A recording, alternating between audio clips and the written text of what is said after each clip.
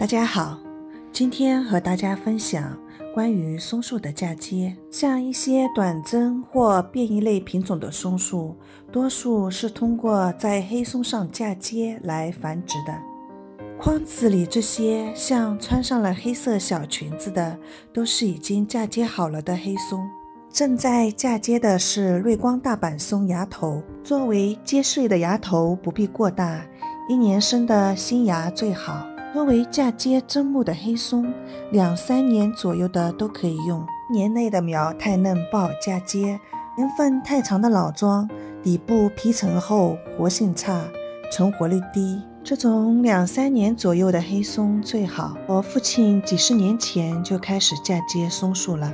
他比较喜欢用传统的手法，看连嫁接袋都不用，用的是红色的塑料扎袋。家里糯米纸的以及塑料薄膜的嫁接袋都有，他都不喜欢用，说是已经用惯了这种取材容易的塑料扎袋。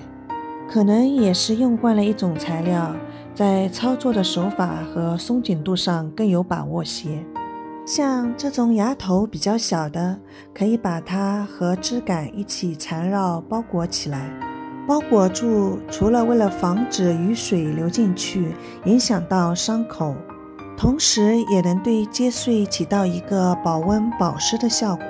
接穗除了保温保湿还要防晒。我们都是把嫁接好的直接放在遮阴棚里。父亲说松树比较喜欢光照，但接穗半年内又不能暴晒，所以他单单只给接穗包一层黑色的遮阳布。作为母本的黑松，上面枝叶采光不受影响，可以继续进行光合作用，给树提供养分。下面继续看一遍用寸梢的芽头来嫁接。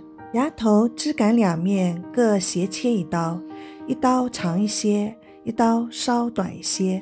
在砧木的黑松根部起3公分以上的位置斜切一刀，把顶上翘起的皮平切掉一小段，便于接穗的插入。接穗斜切面长的一面朝里贴紧枝干，斜插到底，皮层之间尽量对齐。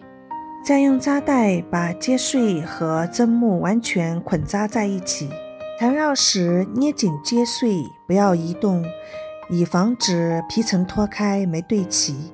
像这种没有松紧度的扎带可以拉紧一些，以免脱开。而对于有拉伸度的一些嫁接带，松紧度要适宜，不能勒得过紧，防止枝干生长后造成严重勒痕。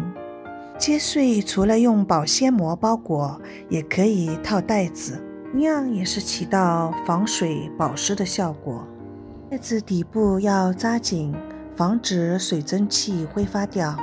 套好袋子以后，接穗外面也是罩一层黑色遮阳布。遮阳布可以起到一个很好的防晒效果，免袋子里的接穗在阳光暴晒下温度过高，水分挥发过快而枯萎。遮阳布在没有完全嫁接成活前都不能拆掉，而里面包裹的保鲜膜和袋子几个月后先挑开一个口子透气，再逐步的拆掉。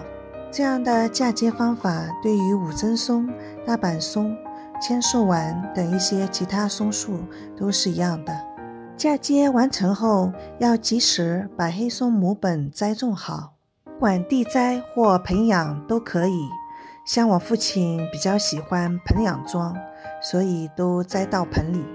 嫁接时间也最好是在2-3月份，温度不太高的时候进行。温度越高，嫁接成活率越低。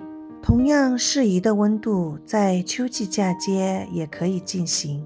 秋季嫁接在冬天有冰冻的要放入暖盆，夏季避免暴晒，适当遮阴。现在嫁接的这一批要到半年后才能确保有没有成活，顶上的黑松枝到明年再修剪掉。今天的视频就聊到这里，喜欢的记得给我点个赞并加关注哦，谢谢大家观看。